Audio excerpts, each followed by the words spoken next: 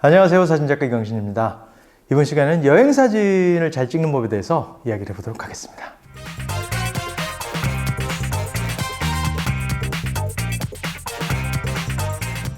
이제 코로나가 좀 완화되면서 많은 분들이 여행을 떠나시고 있는 상황이고, 이제 좀 있으면 봄이 오겠죠. 봄이 오면 더 여행이 활발해지는 그런 시즌이 될 텐데, 여행사진을 찍는 법에 대해서 이야기를 해볼까 합니다. 많은 분들이 카메라를 구입하시는 이유 중에 하나가 여행 가서 사진을 조금 더 좋은 사진을 남기고 싶은 그런 욕심 때문에 사진을 시작하는 분들은 많이 봤습니다. 그래서 여행사진에 대해서 많이들 질문을 하시는데, 제가 생각하기에 여행사진을 잘 찍는 법은 거창하게 이렇게 말하고 있지만은, 여행사진을 잘 찍으려면 첫 번째 중요한 거는 욕심을 조금 버리시는 게 좋지 않을까 싶어요.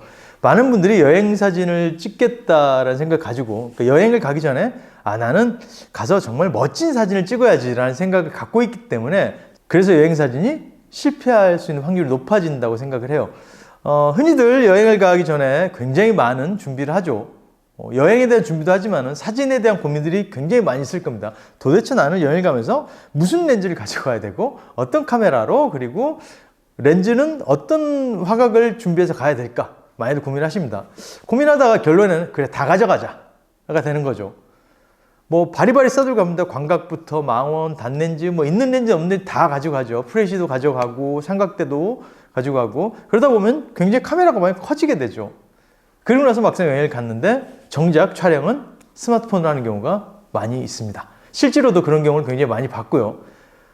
심지어 그런 경우도 많이 봤어요. 단체 사진을 찍는데 여행을 가서 일행끼리 이렇게 좋은 카메라를 갖고 있음에도 불구하고 다들 야 스마트폰으로 찍어 그래도 잘 나와 하는 경우를 굉장히 많이 봤습니다. 왜 그럴까요? 이유는 간단합니다. 내가 내 카메라에 익숙하지 않은 상태에서 여행을 갔는데 그 여행지 또한 낯선 곳이죠. 낯선 상황에서 낯선 장비를 가지고 촬영을 하다 보면은 익숙지 않기 때문에 내가 원하는 결과물을 얻어내기 힘들다는 거죠. 그리고 삼각대도 많은 분들이 꼭 챙겨가는 도구 중에 하나죠. 물론 야경을 찍거나 나는 정말 장로추를 찍거나 그런 특별한 목적을 가지고 사진 여행을 간다. 그러면 반드시 삼각대를 가지고 가실 걸 추천을 드리고 싶지만은, 그렇지 않다고 하면은 삼각대는 잘 짐이 될 수 있는 확률이 굉장히 높습니다. 저 같은 경우에도 여행을 갈 때, 가족여행을 간다거나, 친구들끼리 어디를 가볍게 간다거나, 그럴 때는 삼각대를 거의 가지고 가지 않는 편이에요. 사실 삼각대를 가지고 가서 사용을 했던 적이 별로 없거든요. 굳이 거창하게 나는 정말 멋진 풍경 사진, 야경을 찍어야겠다 라는 거창한 계획을 가지신 분이 아니라면은 삼각대는 짐이 될 확률이 굉장히 높습니다. 그리고 렌즈들도 구성을 할 때, 제가 예전에도 한번 말씀드렸는데, 저 같은 경우는 제 개인적인 의견입니다. 저 같은 경우는 여행 사진을 찍을 때 있어서는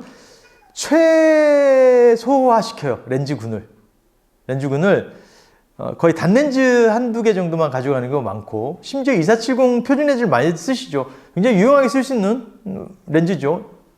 광각부터 준마운까지 거의 다 커버할 수 있는 렌즈이기 때문에 그거 하나만 가지고 가시는 분도 많을 거라고 보는데, 저 같은 경우는 가급적이면 여행을 가서 사진 찍으실 때는 렌즈가 작은 게 유리하다고 봐요.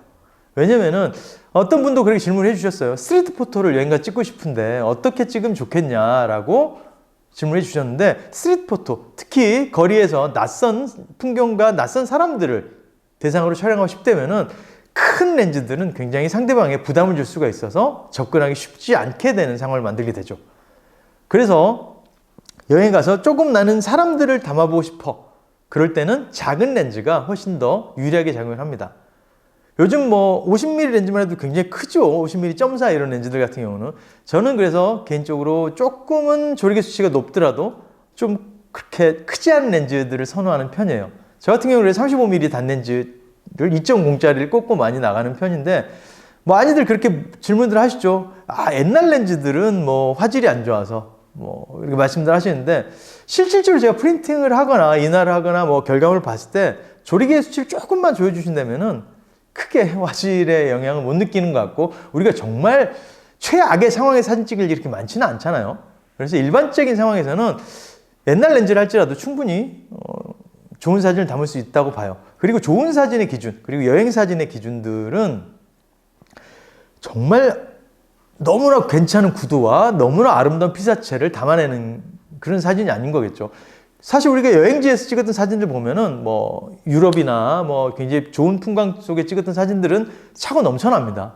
우리가 클릭 몇 번만으로도 그런 사진들을 얼마든지 볼 수 있죠. 하지만 내가 찍었냐 안 찍었냐 그 차이만 있는 거지 결과물은 크게 달라지진 않을 거예요. 하지만 사진 속에 이야기를 담아내는 여행 사진이라면 그건 이야기는 달라지겠죠. 내가 찍은 사진 그리고 나만이 알고 있는 그런 이야기들을 사진 속에 녹여낸다면 정말 좋은 여행 사진 될 수 있겠죠. 이야기가 있는 사진을 찍는다는 굉장히 중요한 거예요. 사진의 테크닉이라고 하죠. 뭐 노출을 잡고 조리개 수치, 뭐 ISO, 셔터 스피드 등 해서 굉장히 아름다운 사진을 만드는 것도 중요한 것 중에 하나겠지만은 사진 속에 이야기를 담아내는 거는 그 사진이 노출이 안 맞고 구도가 엉망이고 뭐 미학적으로 별거 없는 사진이라 할지라도 사진 속에 이야기가 있는 사진이라면 굉장히 사람들의 머릿속에 인상 깊고 기억에 남는 사진이 될 수 있겠죠. 중국의 타오리우라는 지금은 이제 사진가라는 호칭이 붙었지만은 사실 그분은 그냥 노동자였어요. 그래서 중국의 허베이성이라는 곳에서 이렇게 매일 오토바이를 타고 이렇게 자기 일을 하러 다니셨던 분인데 그분은 일명 똑딱이 카메라라는 모 브랜드의 똑딱이 조그만 카메라를 가지고 그냥 자동 모드로 사진을 찍었습니다. 사실 그 사진을 보면은 구도도 엉망이고 뭐 사실 노출도 하나도 안 맞고 미학적으로는 볼 거 없는 사진인데도 불구하고 그 사진이 자기가 플리커라는 사이트에 글을 올리고 나서 사람들로부터 전 세계 사람들로부터 굉장히 많은 관심을 갖게 됩니다. 왜 그랬을까요? 지금 사진들 뒤쪽에 나와 있는 거 보시면 아시겠지만은 그의 사진들은 굉장히 유머러스하고 사진 한 장 속에서 굉장히 많은 이야기들을 보여주고 있죠. 이렇듯이 사진 속에 이야기를 담아내는 과정은 아주 중요하다고 볼 수 있어요. 특히나 여러분 여행에 가서 찍은 사진, 그 여행지에서 있었던 히스토리는 나만이 알 수 있는 이야기들도 있겠죠. 내가 나중에 그 사진을 봤을 때 이때 이런 일이 있었지, 이런 상황이었지. 그런 이야기들을 사진 한 장 속에 녹여내는 게 좋은 여행 사진을 찍을 수 있는 비법이 아닐까 싶어요. 정말 멋진 풍경을 찍겠다 이런 생각은 글쎄요. 그런 사진들은 너무너무 많잖아요. 우리가 너무 많이 볼 수 있는 사진들이기 때문에 그런 사진들 찍기 위해서 우리가 카메라를 들고 무겁게 장비를 싸서 여행을 가는 건 아니니까요. 여행에 집중을 하되 여행에서 느끼는 감정들을 사진에 녹여낼 수 있는 그런 사진이 좋은 사진이겠죠. 여행을 가서 나는 여행은 포기하고 사진만 찍겠다라는 분은 거의 없겠죠.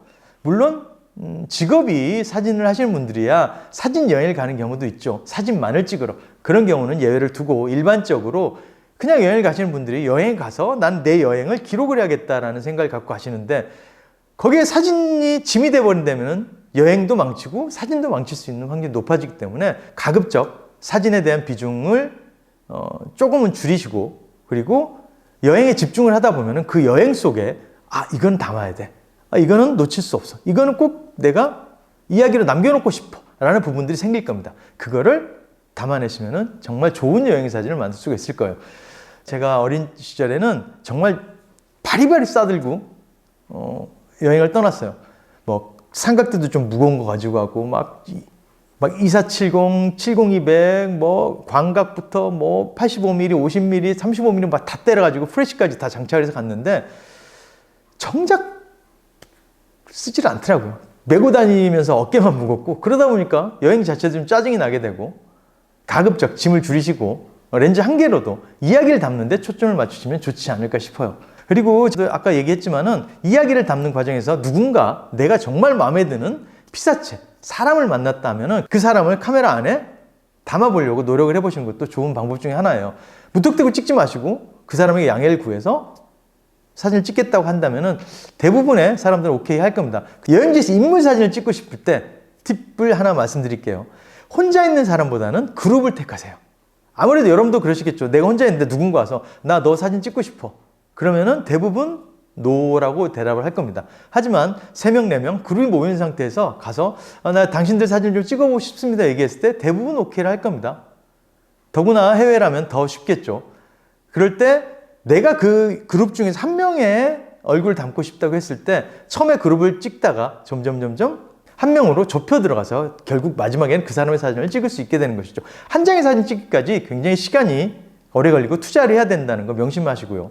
제가 항상 얘기하는 거 있죠. 사진의 기본은 바라보는 거다. 내가 여행지에서도 뭘 찍을지 그리고 뭘 담아야 될지는 바라보는 과정에서 결정이 되는 것이에요. 아무것도 보지 않고 그냥 촬영을 한다? 글쎄요. 그냥 남들이 찍어놓은 풍경사진 카피하는 것과 뭐가 다를까요? 전혀 좋은 사진을 담아낼 수가 없게 되는 것이죠. 좋은 사진 찍는다는 것은 좋은 이야기를 담아내는 과정인데, 좋은 이야기는 내가 오래 보고 내 정신과 마음속으로 느껴야만이 좋은 사진을 담아낼 수 있게 되는 것이죠. 여행에 오롯이 집중하다 보시면은 좋은 사진을 담아낼 수 있는 기회가 찾아오게 될 거라고 생각하시고, 카메라 장비보다는 어떤 거를 담아낼지 이야기에 집중을 하시는 게 가장 좋은 팁이라고 할 수 있을 것 같습니다. 어떻게 조금 도움이 되셨나 모르겠고요. 여러분도 여행하시면서 좋은 이야기들 내 사진 속에 기록으로 남겨보시기를 바라겠습니다. 저는 다음 시간에 조금 더 나은 컨텐츠로 돌아오도록 하겠습니다. 구독과 좋아요 아시죠?